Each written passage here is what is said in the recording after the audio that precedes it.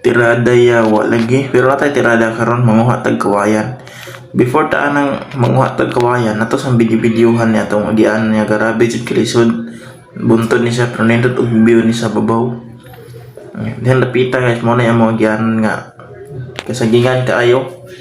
Dire namis kawayanan ako rang gikat kay grabe kataas nga video ni. Natas kalasangan karon. Diyan napita si Papa nagtaga na siya kawayan. Purpose ani nga among gikuhang kawayan ako nang pasan. Purpose ani niya kay magama mi og itik. Kurong sa itik, di ay kurong sa itik dili kay itik among gamon. Di gamong itik kurong sa itik among himuon. Diyan napita guys grabe gid. Porting yung pagkalisngaga sa kong ilong diha. Lisngag na daan ni samot pa jud.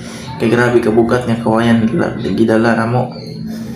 Tinapita po dali kong lakaw diha kay grabe yung kapuya kay nagdali kong maabot ko sa patag nagputi na kong dali diha kay grabe kabugat na pagdumog na ko ng saging diha grabe nang wala ni ka hadlok din napita puway sa ta kay grabe puti yung pagkakatasa atong singot diha mura na tagang ligo og singot lagi mao gini kinabuhi di sa bukid no.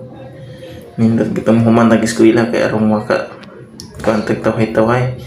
Maka ni siya para ni siya sa itik no. Mo ni ang amo ikuha na tong kawayan na amo ni silang ibalhin. Imo ni siya kurong nga dako. Ikuha na siya. More to guys, thank you for watching. Parang may naamoy ako hindi maganda.